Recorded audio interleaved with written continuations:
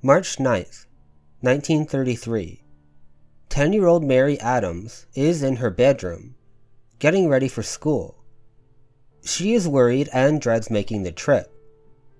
Not because school isn't fun. In fact, she loves playing with her friends and learning from her teachers. It's the getting there that worries her. Every day, she and her 6-year-old sister, Thelma, take their horse, like most children in the rural community of Pindi Pindi, to school. On their way, they pass the ironically named Alligator Creek.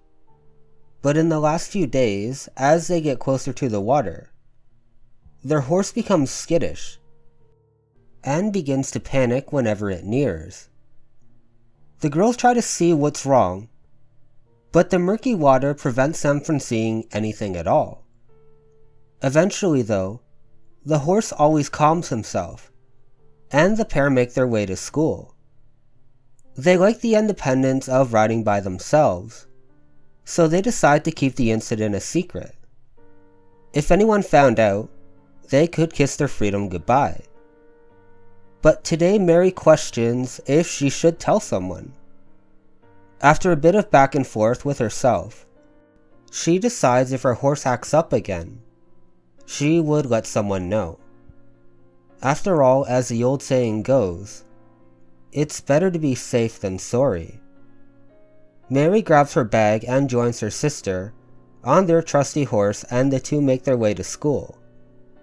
Unfortunately, Mary would never make it to class that day, as the next time anyone would see her, it would be in the belly of a monster. Hello, my name is Joseph Palmer, and today I wanted to talk about the heartbreaking case of Thelma and Mary Adams, two children who were devoured by an Australian crocodile on March 9th, 1933. Now, I think this goes without saying, but viewer discretion is advised. Now, without further ado, let's dive into the story of Thelma and Mary Adams. Thelma and Mary Adams grew up in Pindi Pindi, Australia. To say this place is rural would be an understatement. In 2016, the town had a population of just 98 people.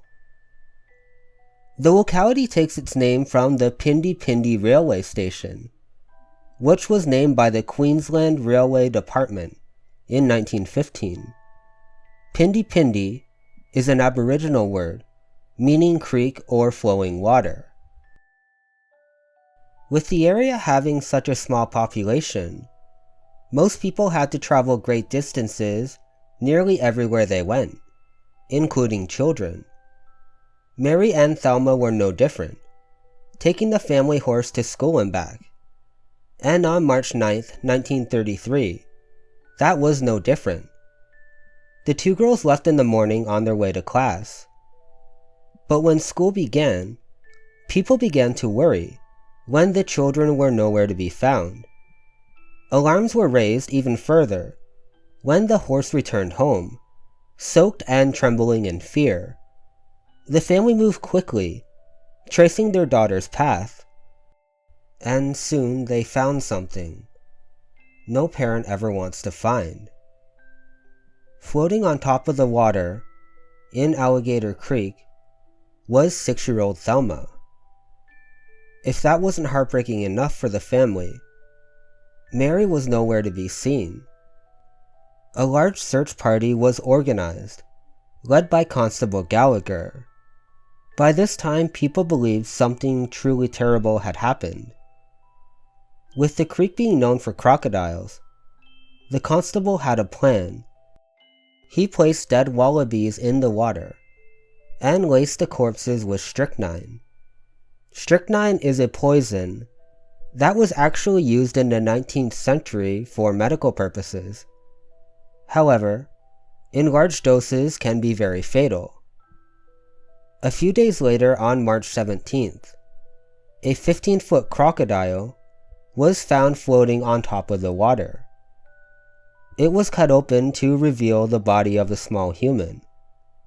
Clothing that Mary wore on that day confirmed it was indeed the missing 10-year-old. Here is what people close to the area, and people who had a first-hand account, believe what happened. On their way to school, the girls had to pass Alligator Creek.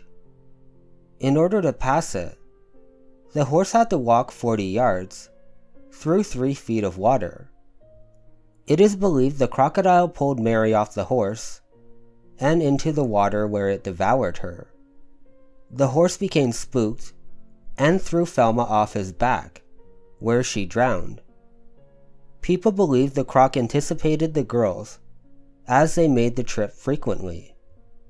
The community was devastated, as not only did 2 children lose their lives, but this was the first death contributed to a crocodile in the area.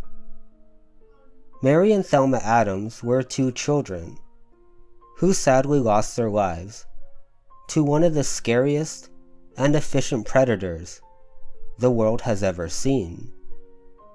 And even though it's been nearly 100 years since it happened, hopefully they will be remembered for the intelligent and beautiful children they were.